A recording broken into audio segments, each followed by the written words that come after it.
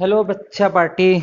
आज जो है गॉस के नियम से कूलाम नियम की उत्पत्ति करना है, इसे सीखना है। सिंपल सा हेडिंग है, तो हेडिंग डाल लो, गॉस के नियम से कूलाम नियम के उत्पत्ति।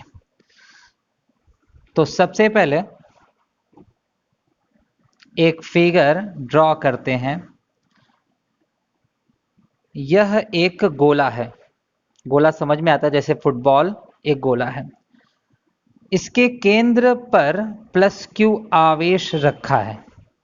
गोले की जो त्रिज्या है वो स्मॉल आर है, ठीक है। और यहां इसके पृष्ठ पर एक बिंदु P है जहां वैद्युत क्षेत्र की तीव्रता कैपिटल E है। तो आपको पता है कि अगर ये पॉजिटिव चार्ज है तो वैद्युत बल रेखाएं ऐसे बाहर निकलेंगी इससे, है ना। ये वैद्युत बल रेखाएं हैं, तो एक वैद्युत बल रेखा इस पे भी है, तो इसको मैंने संकेत कर लिया E से। यानी यहां वैद्युत क्षेत्र की तीव्रता कैपिटल E है जिसकी दिशा ये है। यहां छोटा सा अवयव ले लेते हैं इस गोले का। इस छोटे से अवयव का क्षेत्रफल है dA, ठीक है। और आपको मैंने क्षेत्रफल सदिश के बारे में भी पढ़ा रखा है। तो यहां मान लेते हैं कि यह इसका क्षेत्रफल सदिश है जो वेक्टर dA से प्रदर्शित करते हैं। तो आज का सब्जेक्ट क्या है? हमारा सब्जेक्ट ये है कि गॉस का नियम लगाना है और गॉस के नियम से कूलाम के नियम को दिखाना है, ठीक। तो गॉस का नियम भी हम पढ़ चुके हैं और कूलाम का नियम भी पढ़ चुके हैं।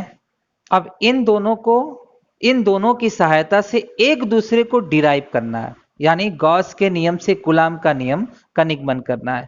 कूलाम के नियम से गॉस के नियम का भी निगमन हो जाएगा, ठीक है।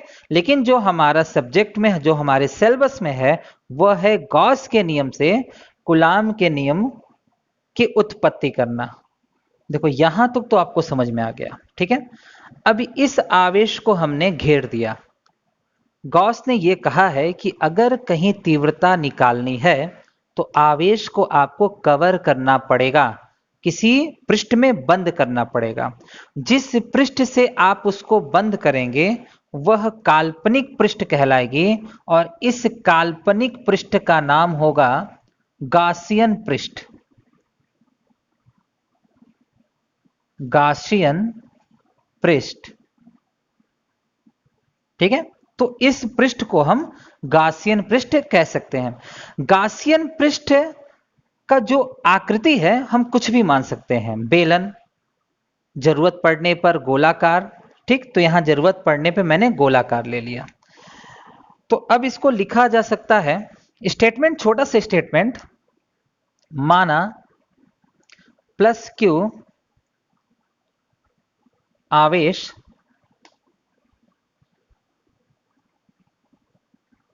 बिंदु O पर स्थित है।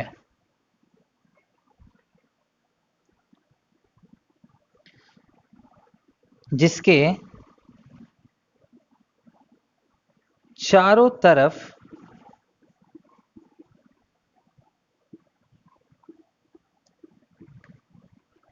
काल्पनिक गोलीय गाशियन पृष्ठ है।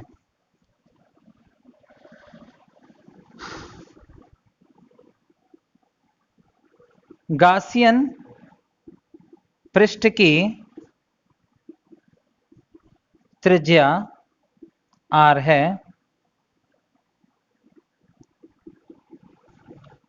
गाशियन पृष्ठ पर एक बिंदु P है जहां वैद्युत क्षेत्र की तीव्रता कैपिटल E है। सिंपल सा छोटा सा स्टेटमेंट हमने लिख लिया। अब यहां क्या करना है कि जो छोटा सा अवयव देखे हैं इस पर हम फ्लक्स निकाल लेते हैं। dA अवयव पर वैद्युत फ्लक्स। सिंपल सा काम। फ्लक्स का formula d phi E d A cos 0 degree होगा। अब यहाँ कॉस 0 डिग्री क्यों होगा? क्योंकि देखो जो वेक्टर ई है और वेक्टर डी ए है दोनों समांतर हैं। तो यहाँ आपको समझाना पड़ेगा कि वेक्टर ई समांतर है वेक्टर डी ए के।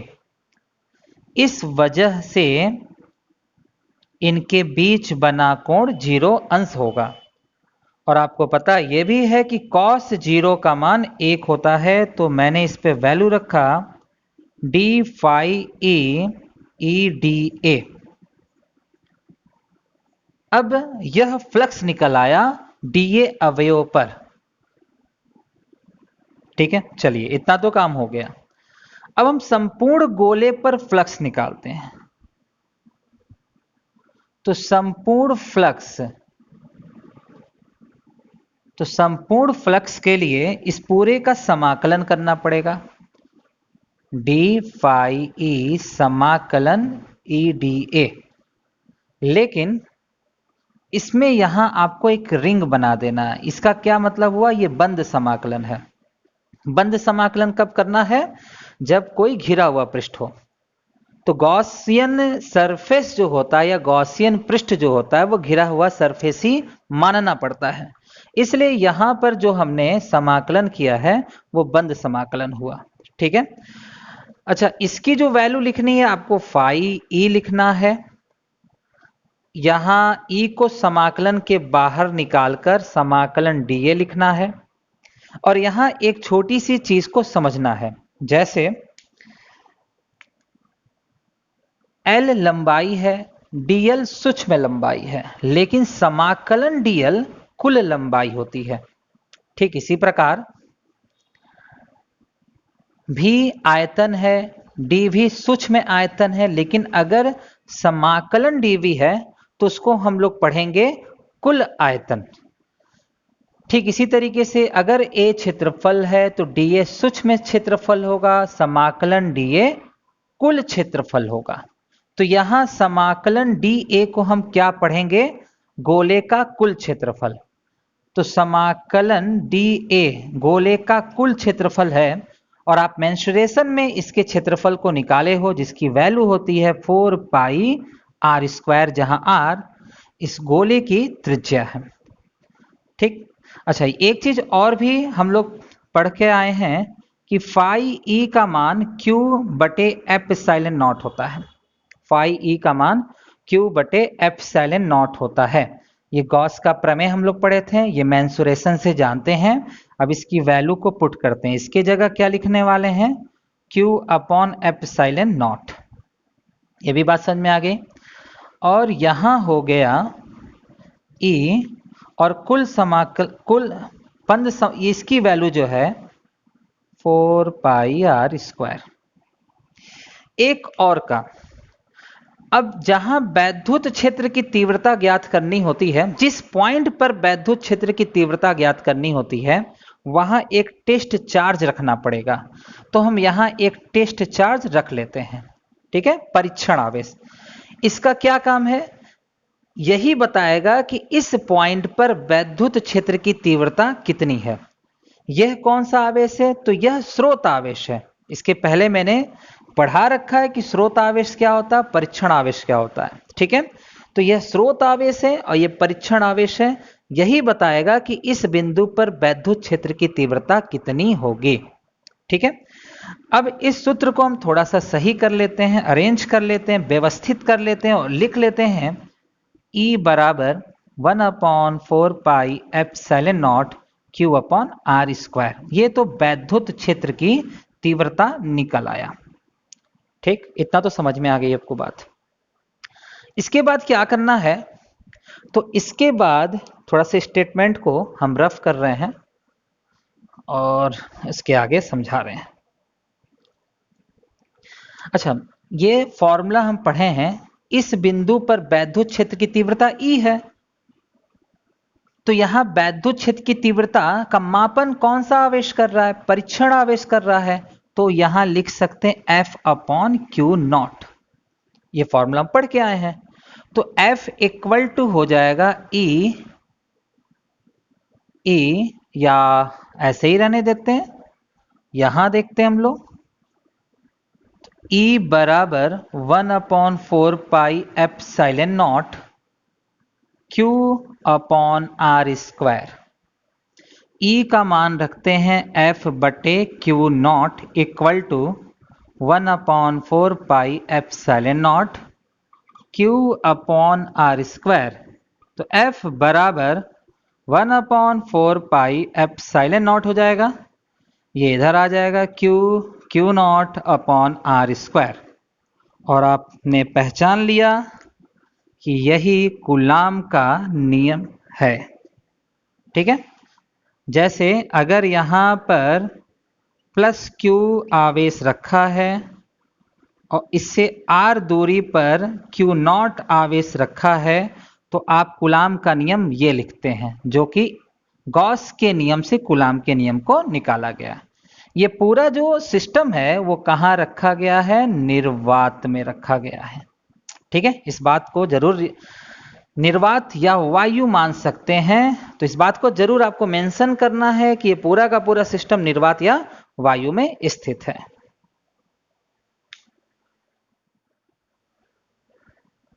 अब जो अगला टॉपिक हमें पढ़ना है वो है गॉस प्रमेय का अनुप्रयोग।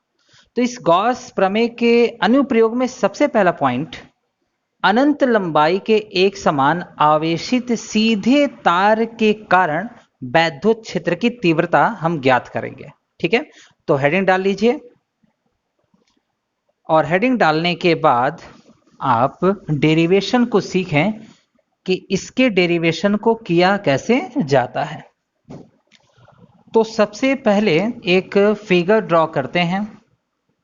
एक अनंत लंबाई का तार बनाया और इस तार को धनावेशित कर दिया।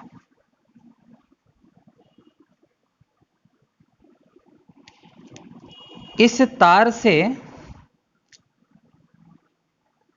स्मॉल आर दूरी पर एक बिंदु P मान लेते हैं, जहां हमें वैद्युत क्षेत्र की तीव्रता की गणना करनी है। तो देखिए, इन आवेशों के कारण यहां वैद्युत क्षेत्र की तीव्रता की गणना करनी है, गॉस का प्रमेय लगाना है। गॉस का प्रमेय तभी लग पाएगा जब यह आवेश किसी बंद पृष्ठ द्वारा घिरे हों। ठीक, तो हम एक काल्पनिक पृष्ठ की कल्पना करते हैं। वह काल्पनिक पृष्ठ कैसा होगा? तो हम मान लेते हैं यह जो काल्पनिक पृष्ठ है यह बेलनाकार है। बेलनाकार,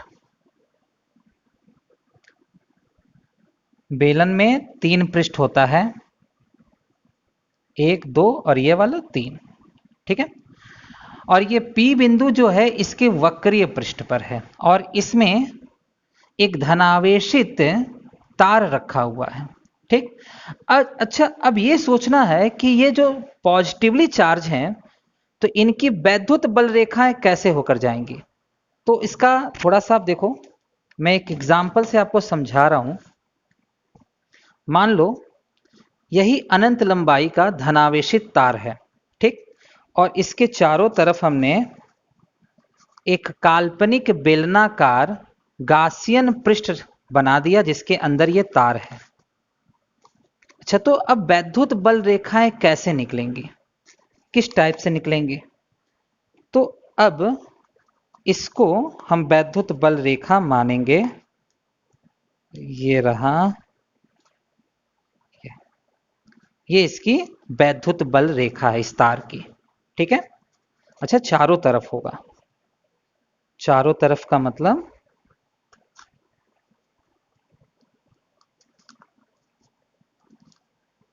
ये 1 मिनट हो गया। ठीक है, एक वैद्युत बल रेखा और भी बना लेते हैं, कुछ और भी पेन है हमारे पास।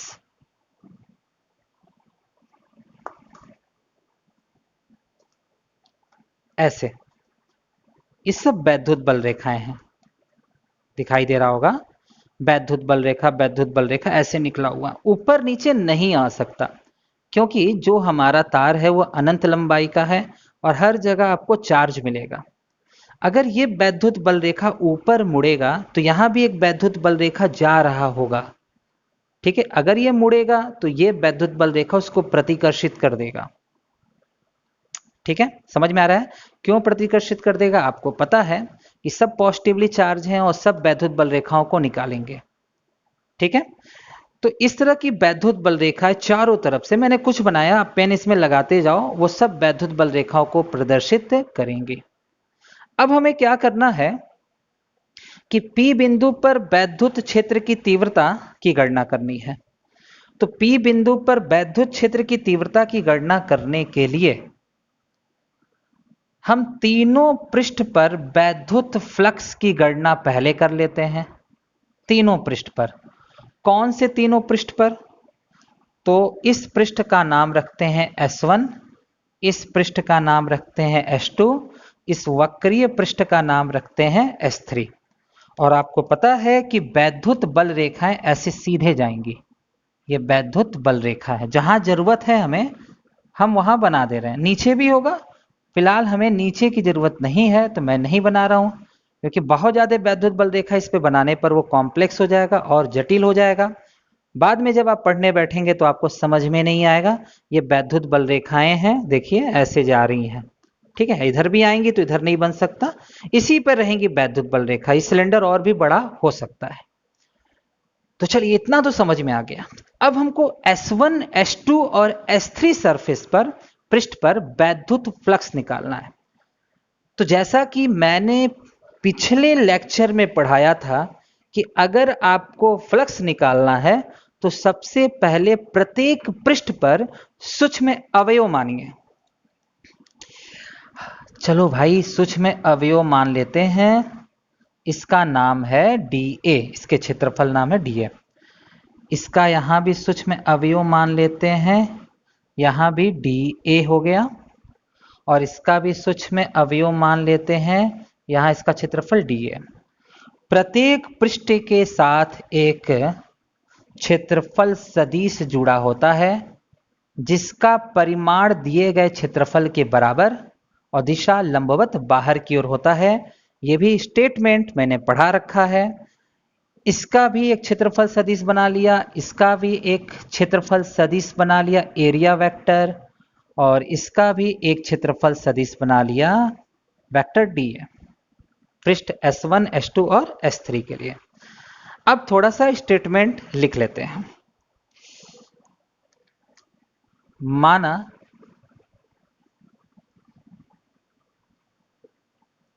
अनंत लंबाई का सीधा आवेशित तार निर्वात में स्थित है। देखो स्टेटमेंट में मैंने निर्वात लिखा है, ठीक है, क्यों निर्वात लिखा है आगे समझ में आने वाला है। स्थित है, तार से स्मॉल आर दूरी पर एक बिंदु P है, जहां वैद्युत क्षेत्र की तीव्रता ज्ञात करनी है। जहां हमको वैद्युत क्षेत्र की तीव्रता ज्ञात करनी है, मैंने इसको डिफाइन कर लिया। यहां हमको वैद्युत क्षेत्र की तीव्रता चाहिए। ठीक है,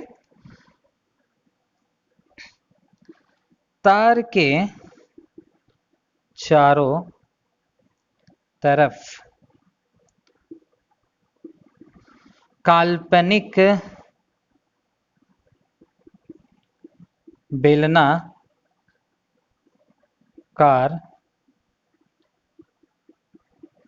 गासियन पृष्ठ का निर्माण करते हैं, निर्माण करते हैं। इतना स्टेटमेंट हो गया। अब थोड़ा सा वैद्युत फ्लक्स निकालते हैं। तो वैद्युत फ्लक्स निकालते समय हम पहला सरफेस लेते हैं, पहला पृष्ठ लेते हैं और लिखते हैं S1 के dA अवयव पर फ्लक्स। सूत्र होता है d phi e EDA cos 90। अब 90 अंश क्यों लिखा गया?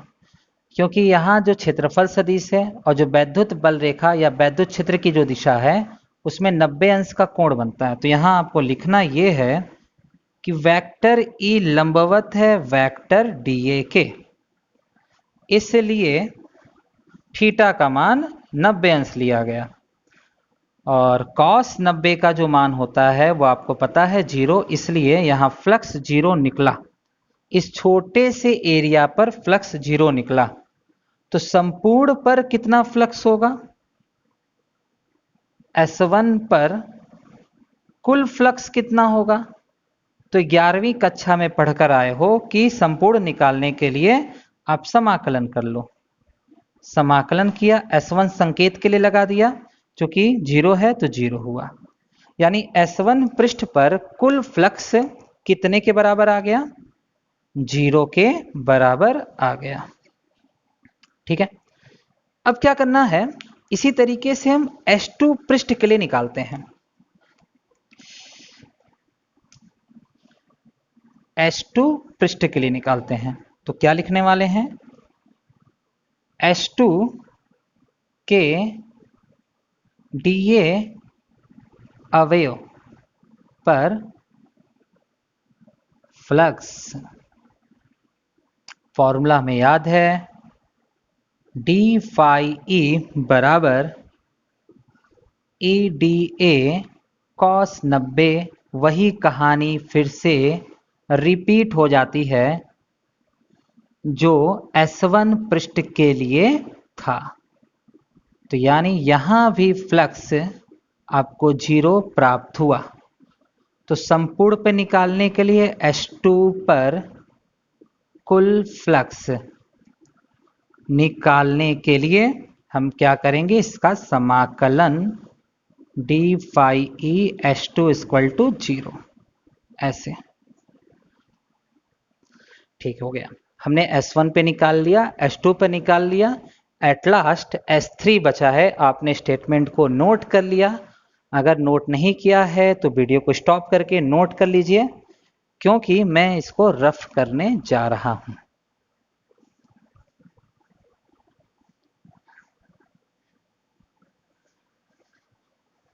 ठीक है, अच्छा, इसके पहले हम डेरिवेशन को आगे बढ़ाएं तो कुछ बातें को हम समझ लेते हैं। जैसे हमारा ये बेलन है और ये वैद्युत बल रेखाएं हैं, ठीक है, इतनी बात आपको समझ में आ गई थी। अब हम मान लेते हैं कि यह जो स्केच पेन है ये क्षेत्रफल सदिश को प्रदर्शित कर रहा है। तो इस वक्रीय, जो ये वक्रीय पृष्ठ आप देख रहे हो ना, ये चारों तरफ, इस वक्रीय पृष्ठ पर कहीं क्षेत्रफल सदिश ले लें। जैसे यहां ले लें तो देखो, ये रेड वाला पेन, ये मार्कर, दोनों एक दूसरे के समांतर हैं, यानी 0 अंश का कोण बन रहा है। चलिए यहां इससे मिला लेते हैं, ब्लू वाले से, ये भी 0 बन रहा है, पैरेलल है तो 0 अंश का कोण। इधर मिला लेते हैं, कहीं भी रख लेंगे 0 अंश का कोण, किसी भी टेक्निक से रख लेंगे समांतर ही आने वाला है। अगर ये क्षेत्रफल सदिश है तो ये पृष्ठ के लंबवत होगा, और जो वैद्युत बल रेखाएं भी निकल रही हैं वो इस पृष्ठ के लंबवत ही निकलनी है।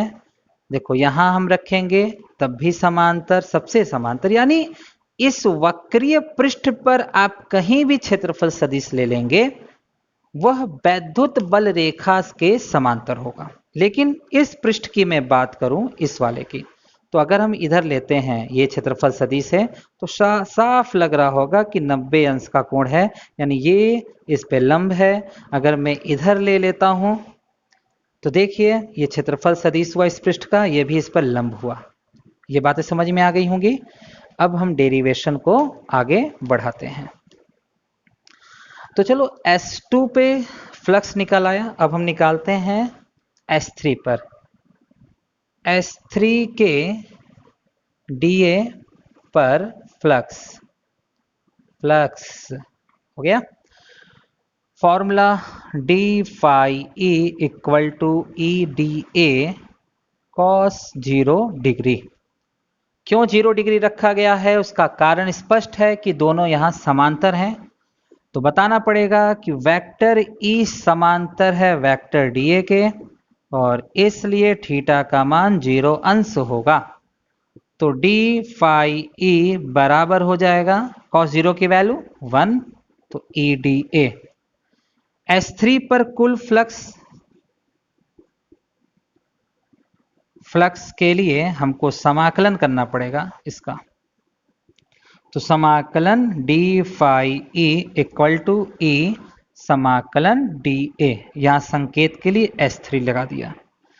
तो तीनों पृष्ठों पर फ्लक्स को हमने कैलकुलेट कर लिया है। अब क्या करना है, नेट फ्लक्स निकालना है। तो नेट फ्लक्स निकालने का क्या प्रोसेस होगा, सभी पृष्ठों का जो फ्लक्स निकला है उसको जोड़ना पड़ेगा। ठीक है, तो चलिए अगला प्रोसेस ये करते हैं।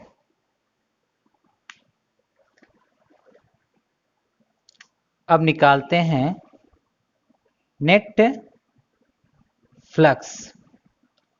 तो नेट फ्लक्स निकालने के लिए क्या करना चाहिए, समाकलन d phi e। तो अब देखो, अगर S1 S2 S3 पृष्ठों को मिला देंगे, ठीक है, तो बेलन एक बंद आकृति हो जाएगा। तो बंद आकृति के लिए बंद समाकलन और संकेत आप यहां सर्कल बना देंगे। S1 पृष्ठ का फ्लक्स निकाला गया था, इसको जोड़ना है। S2 पृष्ठ का फ्लक्स निकाला गया था और S3 पृष्ठ का फ्लक्स निकाला गया था। इस पूरे की वैल्यू हम phi e लिख सकते हैं। इसकी वैल्यू 0 आई थी, इसकी वैल्यू भी 0 आई थी, और इसकी वैल्यू आई थी E समाकलन dA। ये S3 पृष्ठ का है, ये भी बात समझ में आ गई। चलिए, अच्छा, बेलन का वक्र पृष्ठ, जो बेलन का वक्र पृष्ठ था, ये वक्रीय पृष्ठ, इसका क्षेत्रफल क्या होता है। तो आप मेंसुरेशन में पढ़े होंगे, इसका क्षेत्रफल होता है 2 पाई आर एच। हम h ना लेकर यहां l लेते हैं, जहां l बेलन की लंबाई है। तो जो आप फिगर में बेलन बनाए थे उसके नीचे उतने साइज को आप नाप के, यानी यहां से यहां तक l लिख लेंगे। ये बात समझ में आया, यहां बेलन की लंबाई है। और कुल क्षेत्रफल को हम इस तरह से प्रदर्शित करते हैं।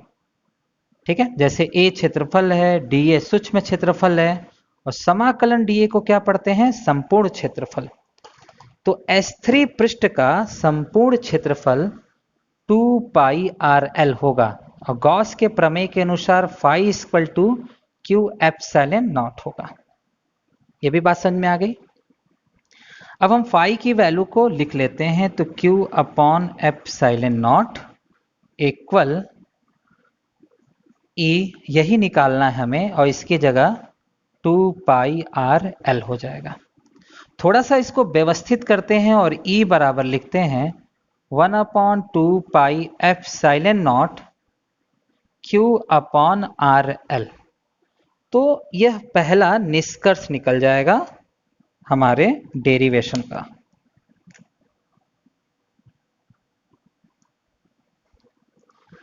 अच्छा, अब ये सोचते हैं कि जो तार लिया गया था उस पे आवेश था, आवेश का वितरण था, और आवेश का वितरण 3 प्रकार का होता है, रेखीय, पृष्ठीय और आयतन। क्योंकि तार पर आवेश का वितरण है, इसलिए इसको हम रेखीय आवेश वितरण कहेंगे। ठीक है, यह भी तो समझ में आ गया। अच्छा, इसलिए लैम्डा बराबर क्यू, चूंकि लैम्डा बराबर क्यू बाई एल होता है। अब क्या कारण है कि लैम्डा बराबर क्यू बाई एल ही लगाया गया है। तो इसका आंसर ये है कि सर, आपने तार लिया है और तार पर आवेश वितरण रेखीय आवेश वितरण होता है, इसलिए लैम्डा आपने ले लिया, lambda equal to q l. तो थोड़ा सा इसको पश्चांतर करते हैं, lambda l equal to q लिख लेते हैं। अब देखो यहां से क्यू की वैल्यू को हटाते हैं तो मैं लिखूंगा E बराबर 1/2 पाई एप्सिलॉन नॉट और Q की जगह lambda L upon R L. अब यहां तो एक कमाल हो गया। कैसा कमाल हुआ? लंबाई तो कट गई और एक्चुअली लंबाई थी किसकी? तो बेलन की लंबाई थी, गॉसियन पृष्ठ की लंबाई थी। ठीक है, यानी अगर एक समान आवेशित सीधा चालक तार है तो उसकी वैद्युत क्षेत्र की तीव्रता उस पे माने गए काल्पनिक गॉसियन पृष्ठ की लंबाई पर निर्भर नहीं करता है। ठीक है, ये बातें समझ में आ गई, याद कर लीजिएगा। तो हमारा जो फाइनली निष्कर्ष निकला वो निष्कर्ष ये है, E बराबर 1/2 pi epsilon nought lambda upon r, ये निष्कर्ष है। चलो, अगर ये निष्कर्ष है तो इससे एक और निष्कर्ष निकला कि एक समान रूप से आवेशित चालक तार दो बातों पर निर्भर करता है। कौन सी दो बातों पर निर्भर करता है? पहला, वह लैम्डा यानी रेखीय आवेश वितरण के अनुक्रमानुपाती होगा और दूसरा वैद्युत क्षेत्र की तीव्रता तार के कारण, आवेशित तार के कारण वैद्युत क्षेत्र की तीव्रता